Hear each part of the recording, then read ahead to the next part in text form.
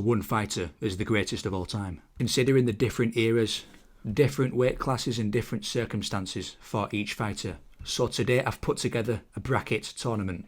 It contains 32 boxers who contend for the best boxer of all time across every era in boxing, and we're going to match them up against each other until there's only one left.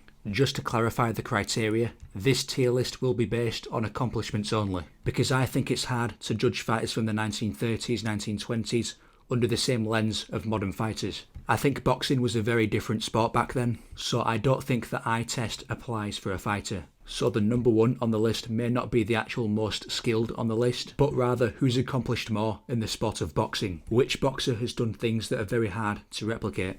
So with all that being said, let's begin with our first matchup. Manny Pacquiao versus Larry Holmes. Now just to be clear, Larry Holmes was an exceptional heavyweight. 20 title defences, 2 wins over Ernie Shavers, Ken Norton, Leon Spinks, Trevor Berbick, Jerry Cooney. But heavyweight was in a bit of a weird limbo period after Ali and before Mike Tyson. So I don't think Holmes' era was as good as it was before and after his era. And also Manny Pacquiao, 8 division champion, is a ridiculous achievement. And as we'll find, it's a very hard thing to top. And for that reason, Pacquiao is going over Larry Holmes. Our next matchup is Julio Cesar Chavez versus Alexander Usyk. Now, I'm aware that Usyk has not retired yet, so he does lose some points because we don't know how his career plays out and if he does take a loss by the end of it. But if he was to retire today, there is a massive legacy left behind. Undisputed in 2 weight divisions, I think the jump from cruiserweight to heavyweight is the hardest jump to make in boxing. And what I value a lot in this list is the ability to beat someone who's bigger than you. Fighters like Joshua, Fury, Dubois, leading up to their fights with Usyk, there was a narrative that they're too big for him. And so far, he's got a very clean record. Now with Julio Cesar Chavez, I think people are in 2 boats when it comes to him. Now you can look at his record and know that he was 89 wins and no losses before losing his first fight. And Chavez does have the record for the most successful title defences in history with 27. From 135 to 140 pounds. But obviously, on the other hand, those title defences weren't all good. If I just read out some numbers from his opponent's record: 0 wins and 1 loss, 7 wins and 2 losses, 4 wins and 3 losses, 5 wins and 3 losses, 10 wins and 10 losses, 14 wins and 8 losses.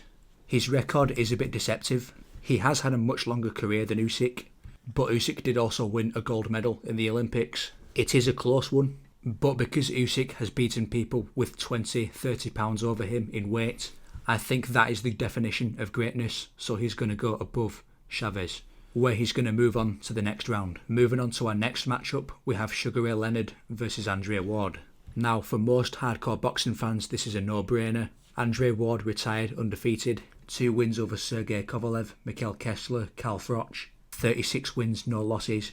But Sugar Ray Leonard is a 5-division world champion. He's got 3 wins over 3 all-time greats, 2 of which are also in this video.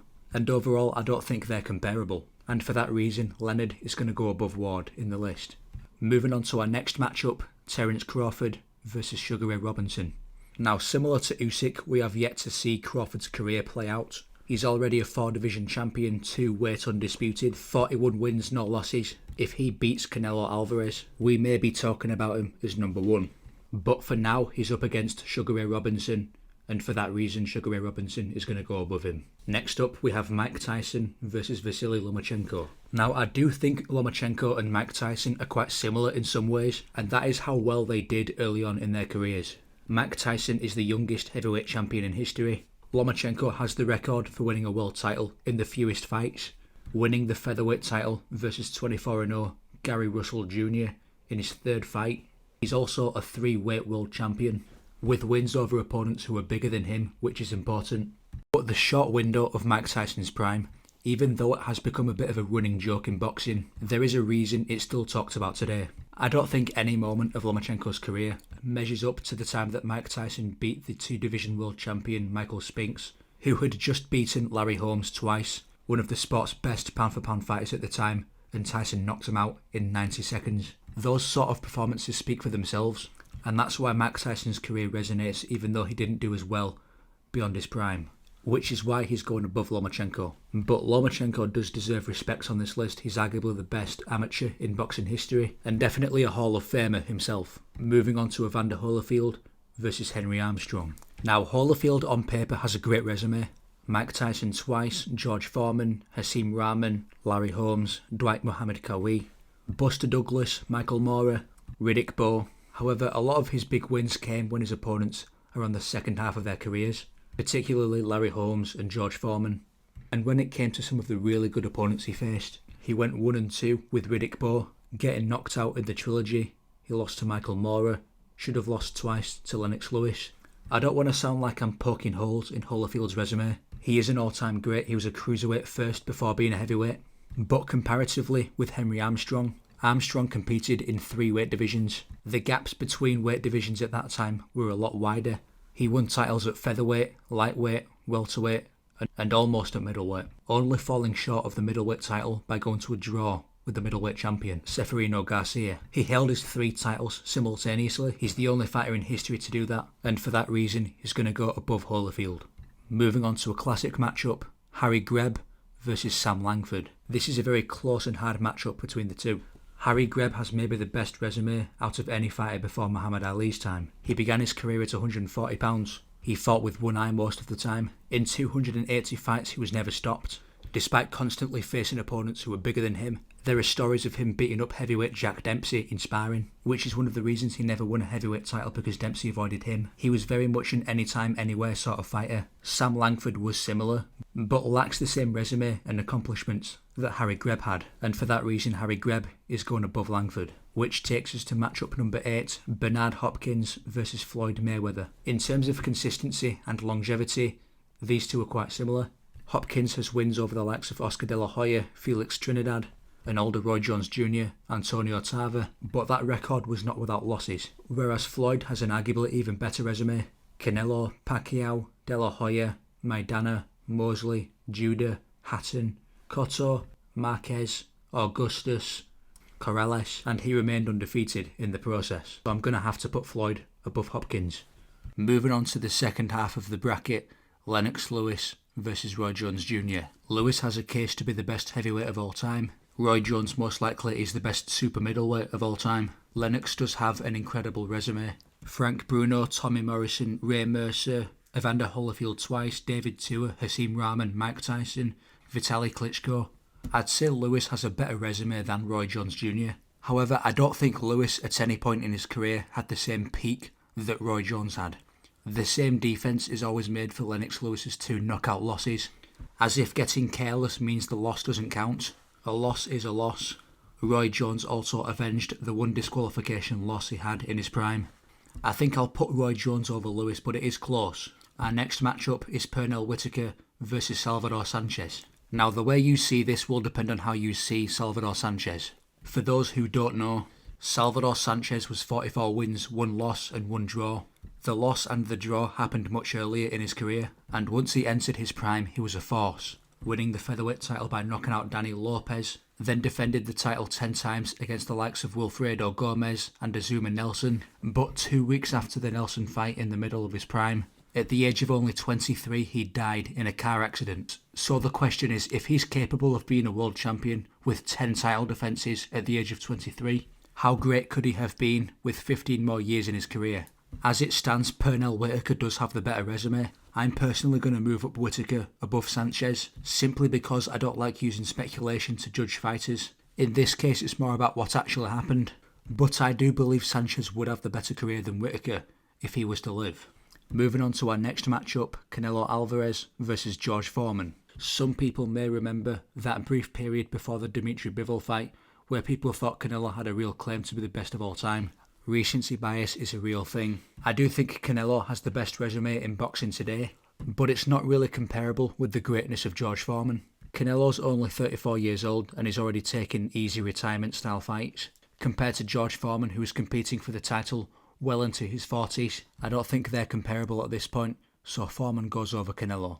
And moving on to Vladimir Klitschko or Ricardo Lopez. Klitschko did a great job turning around his career, from being knocked out 3 times to defending his title a consecutive 19 times, the 3rd most in heavyweight history. However, in the case of Ricardo Lopez, not only did Lopez retire undefeated, 51 wins and no losses, he had even more title defences than Klitschko with 21. So as good as Klitschko is, I actually don't think they're comparable. So Lopez moves on to the next round. Moving on to Joe Frazier or Muhammad Ali. This one's quite simple, Ali over Frazier. Moving on to a harder one, Roberto Duran versus Joe Louis. Now you could say on paper Joe Louis goes over everyone. He's got the most consecutive title defences in boxing history at 25, undefeated for 14 years, but that's only in one division. What Roberto Duran did the best was fight way above his own weight, and most importantly he was competitive at the same time. I think Duran could easily have stayed at lightweight and eventually retire without losing his title. Duran was not only the oldest but also by far the smallest of the four kings. But regardless, he did get a win over Sugar Ray Leonard and had a competitive fight versus Marvin Hagler, which he lost by about 1 or 2 rounds. Hagler is a monster physically compared to Duran. Duran started his career 30 pounds lighter than Hagler. That sort of thing is what I value the most in greatness, and that's why he's going over Joe Louis. Moving on to our next matchup, Rocky Marciano versus Marvin Hagler. Similar to Andre Ward, I don't rate Rocky Marciano's undefeated record as much as I do others. Marciano's claim to fame is beating 2 much older versions of Joe Louis and Ezzard Charles, whereas Hagler did have a few losses on his record. But the streak that Hagler went on after his draw with Vito Antuofermo, he knocked out Thomas Hearns in 3 rounds, knocked out John Mugabe, beat Roberto Duran, 2 wins over Obel Mejias. I personally think that outweighs what Marciano did in his career. So Hagler moves on to the next round. Moving on to our final matchup, Joe Calzaghe versus Felix Trinidad. Once again, Calzaghe did retire undefeated, but I think retiring undefeated only matters if you beat the right guys before retiring. Mayweather and Ricardo Lopez both earned the right to retire undefeated. Obviously, Calzaghe does deserve to retire undefeated, but when you look at his last 3 fights, when he beat Bernard Hopkins, that was a Hopkins that lost to Jermaine Taylor twice a couple of years before that. Roy Jones similarly got knocked out by Antonio Tarver and Glenn Johnson. Those are the main names on Calzaghe's resume.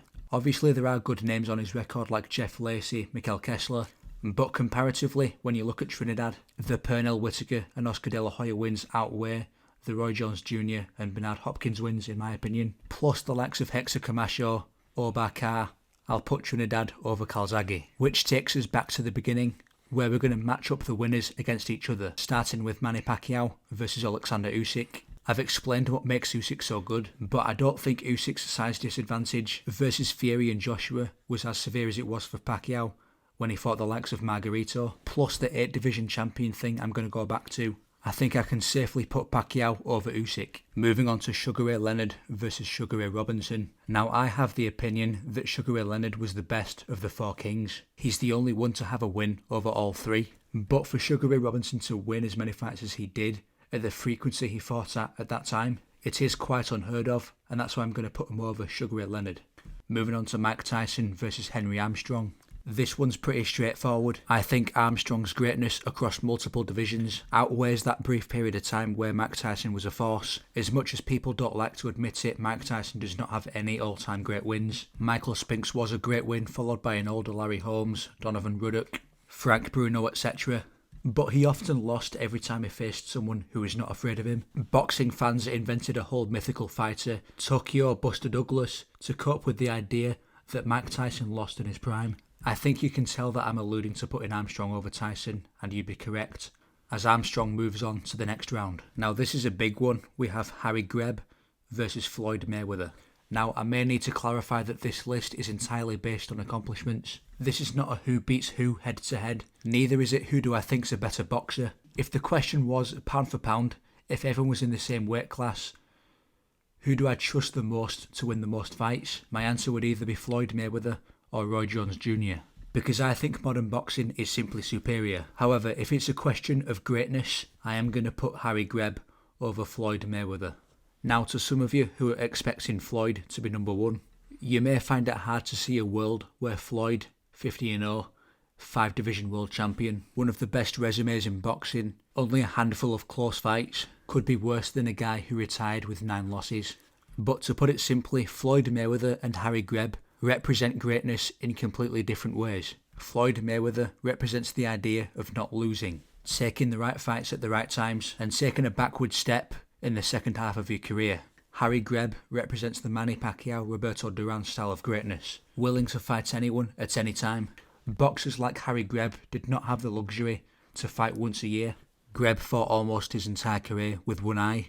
Greb was routinely beating guys bigger than him well into the second half of his career, and even for his time he was considered a very risk-taking fighter. Compared to more carefully managed fighters like Gene Tunney and Jack Dempsey, who avoided Greb himself. I've got Greb above Mayweather. I can see a lot of people being upset about that, but that's how it is, that's the way I see it. We move on to our next matchup, Roy Jones Jr. or Pernell Whitaker. To me, the way I see Roy Jones Jr.'s prime is the same way people view Mike Tyson's prime, but if it lasted a lot longer. They each have one big win that most people point towards. Roy Jones has his shutout win over James Toney. Whitaker has his draw versus Julio Cesar Chavez, which should have been a win.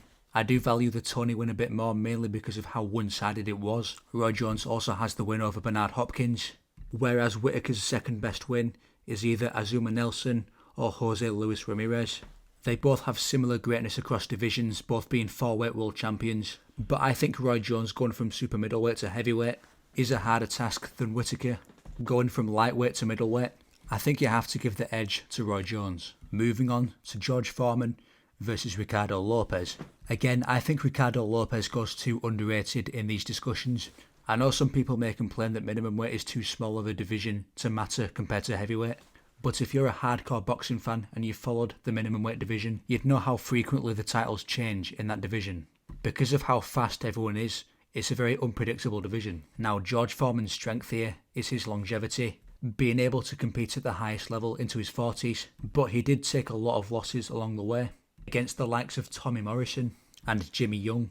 Obviously, he did have his all-time great wins like Joe Frazier, Ron Lyle, Ken Norton, Michael Moorer, but compared to Ricardo Lopez, champion for 11 straight years across 2 divisions, he did retire at 36 years old, but minimum weights tend to start losing much earlier than that. And because of Lopez's consistent greatness, I'm going to put him above Foreman. Moving on to a big one, Muhammad Ali or Roberto Duran. Now these two are similar in the way that they were willing to fight anyone.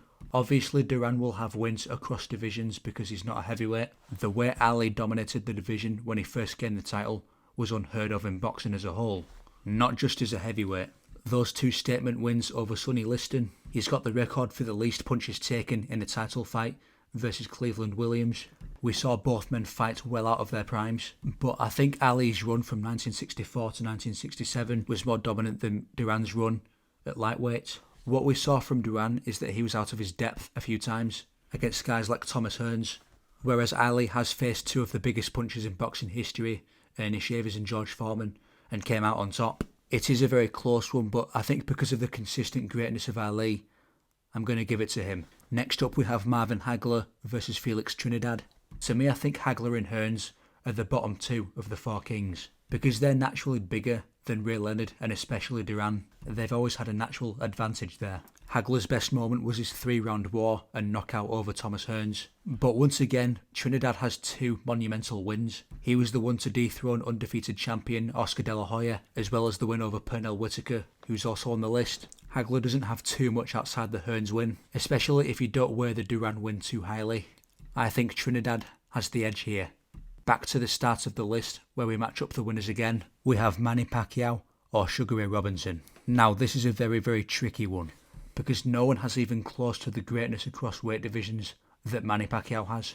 But Robinson had such a good winning rate for his era. It is very subjective at this point. These two have some of the best runs in boxing history. Pacquiao's 7-year run from 2005 to 2012, beating Eric Morales twice, Marquez twice, De La Hoya, Cotto, Ricky Hatton, Antonio Margarito, Shane Mosley, then getting robbed by Bradley. But then again, Robinson did win 91 fights in a row. I think if you take away some of the earlier blemishes on Pacquiao's record, he could be number 1. But for now, I think Robinson was just too consistently clean, and he's going to move on to the next round. Now we have Henry Armstrong or Harry Greb.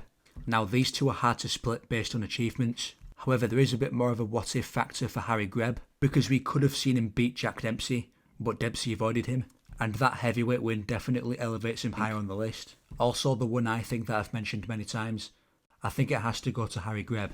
Now we have Roy Jones Jr. or Ricardo Lopez. Again, it's a tricky one, but I think Roy Jones had such a strong peak. Roy Jones dominated for 10 years, Lopez dominated for 12, but Roy Jones had the harder division, and the harder opponents and the bigger names, I think it has to go to Roy Jones. Moving on to Ali versus Trinidad. To me, this is a lot simpler than Duran versus Ali. Outside of his main 2 wins, Trinidad does not have the same all-time great resume that Muhammad Ali has, over the likes of George Foreman, Joe Frazier twice, Ken Norton, Sonny Liston twice. I think you have to edge it to Ali. And now it's come down to the final 4. Sugar Ray Robinson, Harry Greb, Roy Jones Jr. and Muhammad Ali. Greb or Sugar Ray Robinson, it's a very tricky one. But again, no one has the same winning rate that Robinson had at that point. A 91 win streak is bonkers. Greb's longest win streak was 52. It's still exceptional, but I've got to give the edge to Robinson, even though Greb has one eye. Now Roy Jones Jr. or Muhammad Ali. In their primes, they were both incredibly dominant, the 2 most dominant forces in boxing maybe. So at this point you have to look at who is more impressive afterwards. Once Ali started to slow down, he adapted his style and beat an all-time great heavyweight in George Foreman while noticeably being out of his prime. Whereas once Roy Jones lost his speed, he got knocked out by Antonio Tarver and didn't really get any serious wins afterwards. Whereas Ali got the 2 wins over Joe Frazier on top of the George Foreman win. Roy's championship reign was some years longer, but his drop-off was too steep compared to Ali that I'm going to have to give the edge to Ali. Which brings us to 2 names, Sugar Ray Robinson or Muhammad Ali. Now, I've been scratching my head trying to figure out who to give this to. Robinson did have that loss to Jake LaMotta in his prime, but with the amount he's fighting, he's going to have an off night at some point. Ali did get dropped by Henry Cooper in his prime. What it may come down to is this. If Muhammad Ali never went to prison in 1964 and instead picked up another 10, 15, 20 title defences in those 3 years off, Ali would be number 1. But because I don't like using hypotheticals and what ifs in these situations, I'm going to give number 1 to Sugar Ray Robinson.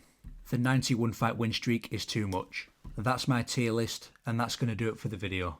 Let me know in the comments, what do you disagree with? This took a long time to make. If I had to guess which fan base is the angriest from this video, it's going to be either the Floyd Mayweather fans or the Rocky Marciano fan base. Let's see what happens in the comments. Like and subscribe. Goodbye.